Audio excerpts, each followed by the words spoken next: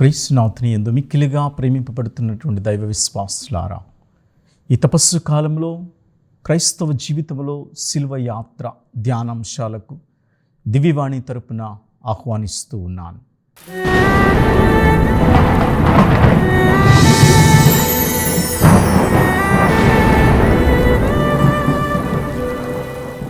ఈరోజు ప్రార్థనలో ధ్యానాంశంలో మనందరం కూడా ఒలీవ కొండపై యేసు ప్రార్థన అనేటటువంటి అంశాన్ని మనం ధ్యానం చేసుకోబోతూ ఉన్నాం. గెత్సెమనే ప్రార్థనా సమయంలో ఎడతెగని దుఃఖముతో యేసు ఎంతగానో తన తండ్రితో ప్రార్థన చేస్తూ ఉన్నాడు. ఆయన చెమట రక్త బిందువుల వలె భూమి మీద పడుచుండెను అనేటటువంటి వాక్యాన్ని మనం చదువుకుంటూ ఉన్నాం. లూకా శుభవార్త 22వ అధ్యాయము 44వ వచనంలో దుఃఖం, బాధ, వేదన అనేకమైనటువంటివి కలబోసి దుఃఖభరితమైనటువంటి ప్రయాణం యేసుక్రీస్తు జీవితంలో తాను ఎప్పుడు మహా ఆవేదన పడనటువంటి సమయం అది.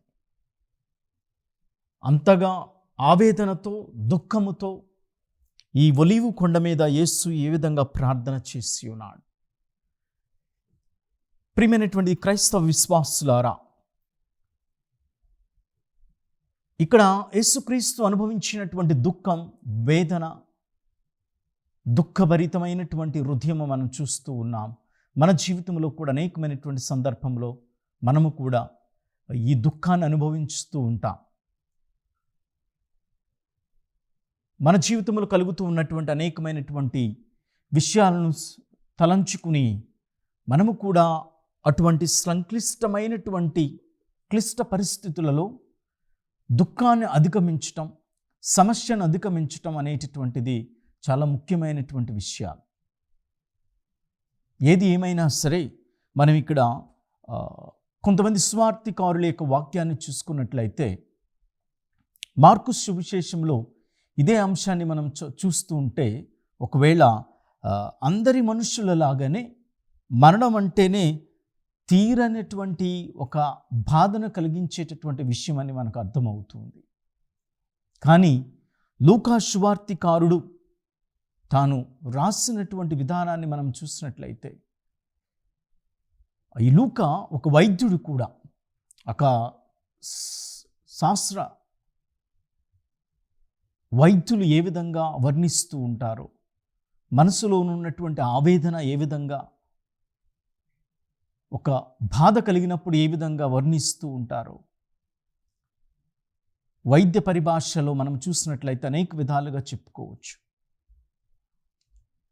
తన ప్రాణానికే ముప్పు కలిగించేటటువంటి విషయాన్ని ముందుగానే పసిగట్టినటువంటి యేసు దానిని ఏ విధంగా అధిగమించాలి, ఏ విధంగా ఎదుర్కోవాలి, ఏ విధంగా దాన్ని గమ్యాన్ని చేరుకుని విజయవంతంగా నిలవాలనేటటువంటిది యేసుక్రీస్తు యొక్క గమ్యం.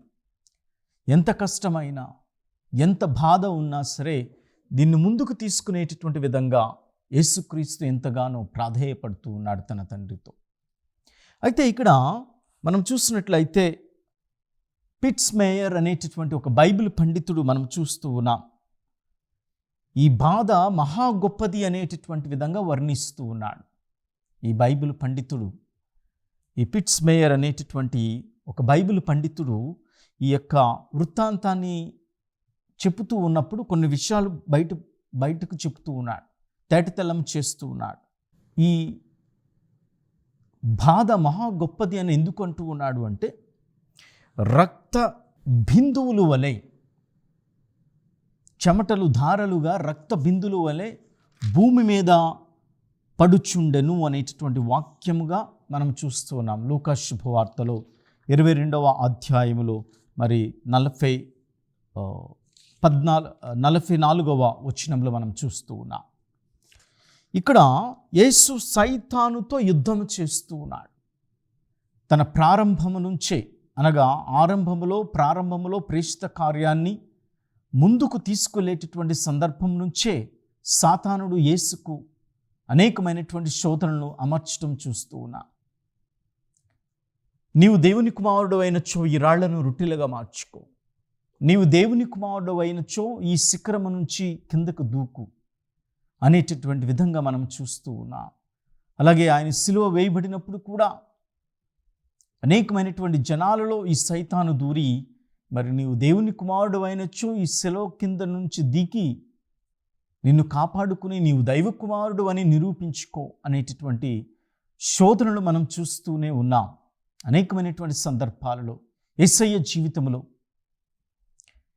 అలాగే సైతానుతో మరి గాయపడినటువంటి ఒక వ్యక్తిలాగా సాతానుడు ఏ విధంగా అనేక సందర్భాల్లో యేసును శోధించింది, ఆయన ఎట్టి పరిస్థితుల్లోనూ కూడా సాతానుకు లొంగక తన తండ్రి చిత్తానుసారముగా నెరవేర్చడానికి తాను సిద్ధమయ్యాడు, కంకణము కట్టుకున్నాడే తప్ప ఎటువంటి పరిస్థితుల్లోనూ కూడా తన తండ్రి ఇచ్చినటువంటి ప్రణాళికను జబదాడకుండా ఆయన గమ్యానికి చేరుకోవటానికి ప్రయత్నం చేస్తూ ఉన్నాడు. కాకపోతే మానవ స్వభావముతో ఉన్నాడు కదా, దైవ స్వభావము మానవ స్వభావంతో ఉన్నాడు కదా యేసయ్య.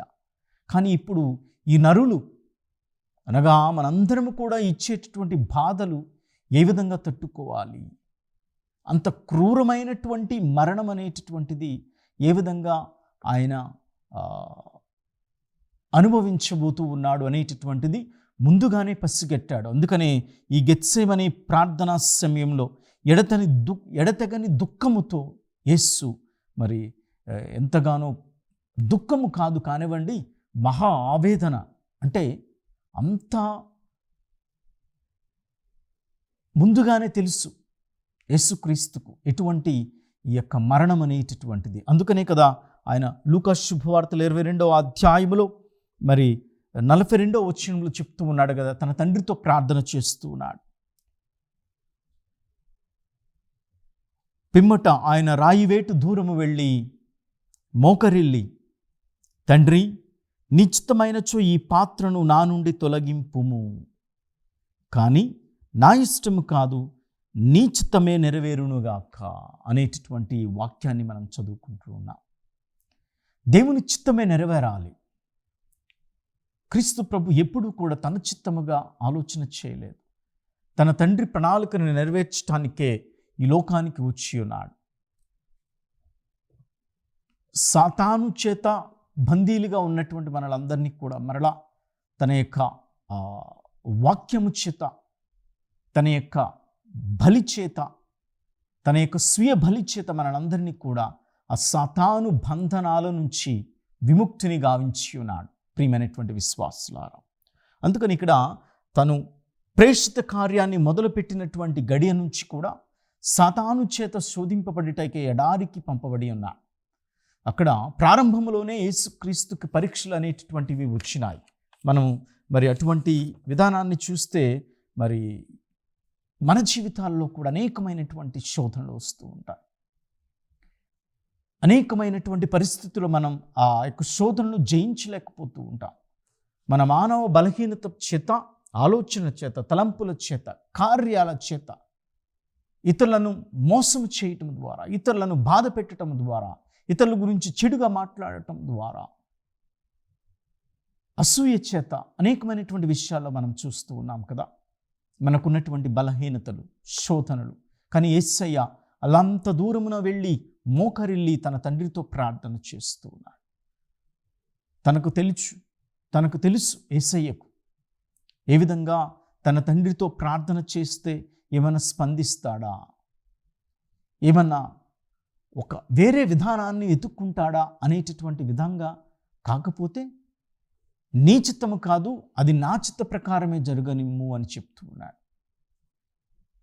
బహుశా యేసుక్రీస్తు తన తండ్రి ఏదో సమాధానం చెప్తాడేమో అనుకున్నాడేమో. తండ్రి నీ చిత్తమైతే ఈ యొక్క శ్రమల పాత్రను తొలగించవచ్చా? అయినా ప్రభు ఇది నా ఇష్టము కాదు, నీ ఇష్టమే, నేను సిద్ధముగా ఉన్నాను అనేటటువంటి విధంగా మనం చూస్తూ ఉన్నాం. ప్రియమైనటువంటి విశ్వాసులారా, మనము కూడా దేవుని యొక్క రక్షణ ప్రణాళికకు ముందుగా వెళుతూ ఉన్నప్పుడు అనేక విషయాల్లో దేవుడు పిలుస్తూ ఉంటాడు. గురువులను, కన్యాస్త్రీలను, మఠవాసులను, అనేకమైనటువంటి దేవుని యొక్క కార్యానికి ముందుకు వచ్చేటటువంటి వారిని, యువకులను అందరినీ కూడా ప్రభు మరి దేవుని యొక్క పరలోక రాజ్యాన్ని వ్యాప్తి చేయటానికి, సంసిద్ధం చేయటానికి మనందరిని కూడా ఆహ్వానిస్తూ ఉన్నాడు. కానీ మనం ఎంతవరకు దేవునికి సమాధానం చెప్తూ ఉన్నాం? ఎంతవరకు నేను సిద్ధముగా ఉన్నాను ప్రభు అని చెప్తూ ఉన్నాం? ఆత్మ పరిశీలన చేసుకోవాలి. ఇవన్నీ కూడా ఇక్కడ మనం జీవితంలో కూడా మరి యేసుక్రీస్తు ఏ విధంగా ఇది నా చిత్తము కాదు నీ చిత్తము ప్రభు అని తన తండ్రితో ప్రార్థన చేస్తూ ఉన్నాడు. అనేక విషయాల్లో మరి మన యొక్క దైవ పిలుపు అనేటటువంటిది మరీ ముఖ్యంగా గురువులు అవుతున్నటువంటి బ్రదర్స్కి, కన్యాస్త్రీలకు, అది అమ్మగారులు అయ్యేటటువంటి అభ్యర్థులకు అనేకమైనటువంటి విధాలుగా దేవుని పిలుపు వస్తూ ఉంటుంది. సరైనటువంటి రీతిలో ఆ దైవ పిలుపుని మనం స్వీకరిస్తున్నామా లేదా అని ఆత్మ పరిశీలన చేసుకోవాలి. సిద్ధముగా ఉన్నానా? 100% దేవునికి మరి కంకణం కట్టుకుని ఆ కర్తవ్యాన్ని నెరవేర్చడానికి సిద్ధముగా ఉన్నానా? ఎన్ని బాధలు ఎదురైనా, ఎన్ని శోధనలు వచ్చినా, ఎన్ని ఇక్కంట్లు వచ్చినా, ఎంత నిట్టూర్పులు వీడ్చినా, ఎందుకంటే గెత్సెమనే తోటలో ఒలీవ కొండ మీద యేసుక్రీస్తు ప్రార్థన చేస్తున్నాడు కదా, దుఃఖభరితమైనటువంటి ప్రార్థన, మహా ఆవేదనమైనటువంటి ప్రార్థన. ఎవరితో చెప్పుకుంటాడు యేసయ్య? మామూలుగా మరీ తల్లితో అన్నీ కూడా చెప్పుకోవాలి, కానీ తన యొక్క కర్తవ్యం ఏమిటో తెలుసు. మరీ తల్లి యొక్క పాత్ర ఏమిటో, తన తల్లి యొక్క పాత్ర ఏమిటో తెలుసు. దీనిని పరిష్కరించగలిగేటటువంటి వాడు తన తండ్రి మాత్రమే. తండ్రి అయినటువంటి భగవంతునితో ప్రార్థన చేస్తున్నాడు. అందుకనే మన బలహీనతల్లో ఉన్నప్పుడే దేవుని శక్తి మనలను బలపరుస్తుంది. నీవు ఎప్పుడైతే బలహీనతతో ఉన్నావో, బలహీనమైనటువంటి పరిస్థితిలో ఉన్నావో, దేవుని యొక్క సహాయాన్ని అర్థిస్తే తప్పనిసరిగా నీకు ఆ సహాయం అనేటటువంటి అందచేయబడుతుంది. దేవుడు తన దూతలను పంపిస్తూ ఉంటాడు నిన్ను, నీ కుటుంబాన్ని కాపాడటానికి. మనము కూడా ఇటువంటి విషయాన్ని మనం ఆత్మ పరిశీలన చేసుకోవాలి. ప్రియమైనటువంటి విశ్వాసులారా,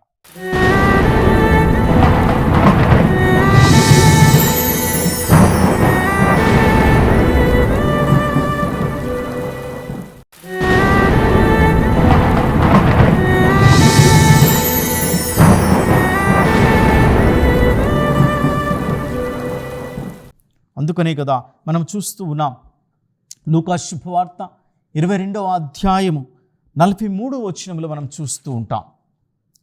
ఎప్పుడైతే యేసుక్రీస్తు మరి తండ్రి నీ చిత్తమైన ఈ పాత్ర నా నుండి తొలగింపుము, కానీ నా ఇష్టము కాదు నీ చిత్తమే నెరవేరునుగాక అని ప్రార్థన చేశాడో, వెంటనే ఆ లూకా శుభార్తికారుడు చక్కగా రాస్తూ ఉన్నాడు కదా.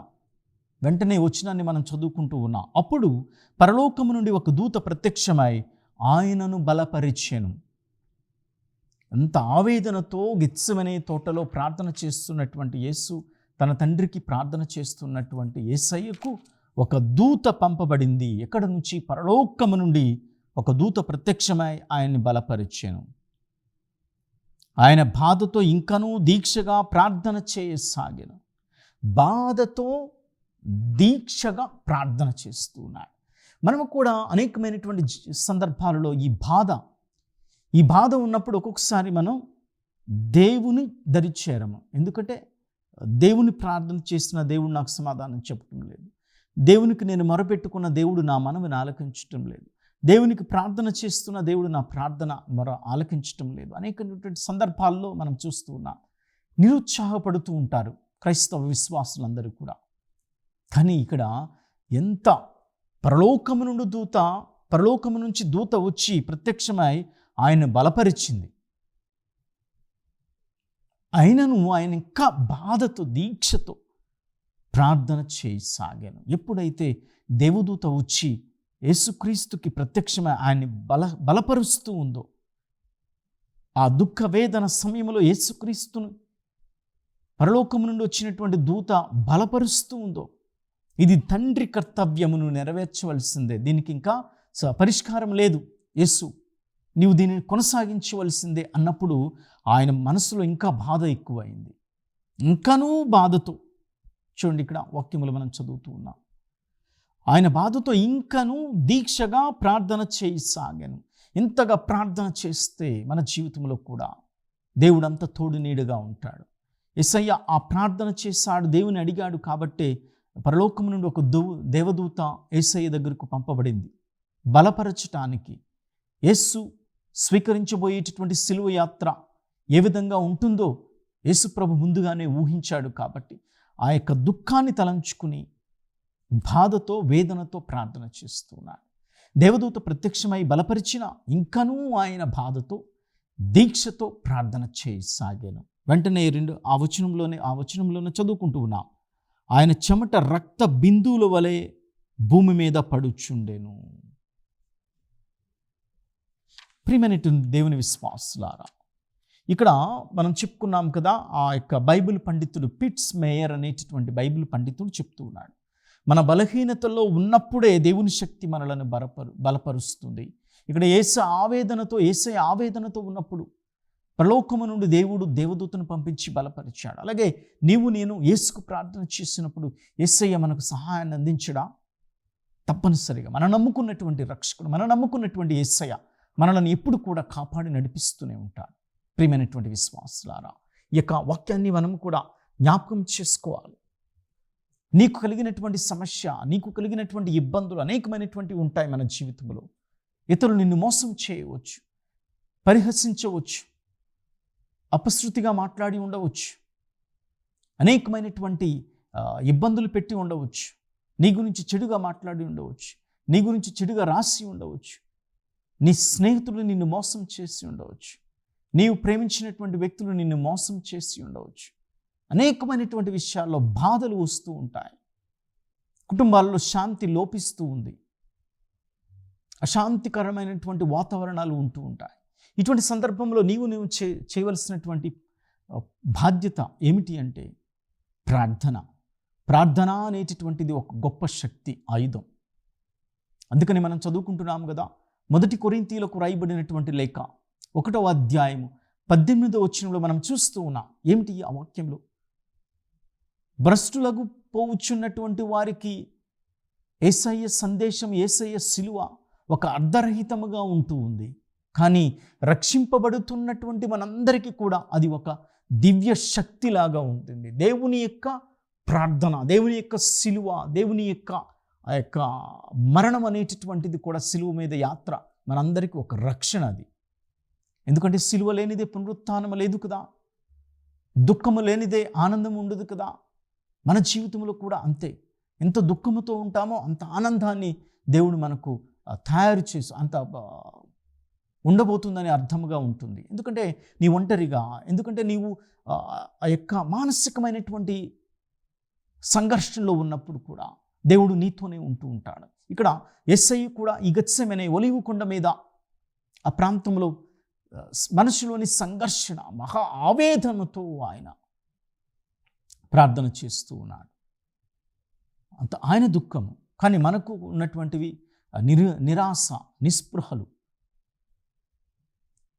ఇతరులు మనలను మోసం చేసేటటువంటి విధానం, ఇవన్నీ కూడా చూసినట్లయితే మనం కూడా నిరాశతో ఉంటూ ఉంటాం. కానీ ఆ బలహీనతతో ఉన్నప్పుడే దేవుని శక్తి మనకు ఉంటుందని మనం వాక్యంలో చదువుకుంటూ ఉన్నాం.